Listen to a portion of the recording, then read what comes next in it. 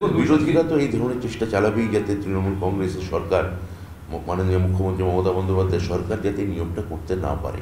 আমাদের কাজ নিয়োগ দেওয়া, যারা একটা কার্বন কপি দিচ্ছে উত্তরপত্রের সঙ্গে, যারা সম্পূর্ণ প্রশ্ন ওয়েবসাইটে আপলোড করছে, চ্যালেঞ্জ করুন, এবং যারা সমস্ত কাদের ইন্টারভিউতে ডাকা হবে তারও পূর্ণাঙ্গ লিস্ট তুলে দিচ্ছে। বিরোধীদের কাজ করবে। এবার আমি মনে করছি না যে বিচারক ভেদে বা কোর্ট ভেদে আইন বা বিচার বদলায়। রাজনৈতিক অভিসন্ধি তো বিরোধীদের থাকতেই পারে, বিরোধীদের একটা লক্ষ্য থাকতে পারে আমাদের ক্ষমতাচ্যুত করা, কিন্তু মাননীয় মুখ্যমন্ত্রী এই নিয়োগ যে স্বচ্ছতার সঙ্গে সরকার দিতে চাইছে, এসএসসি দিতে চাইছে, সেটাকে আমরা এনশিওর করব।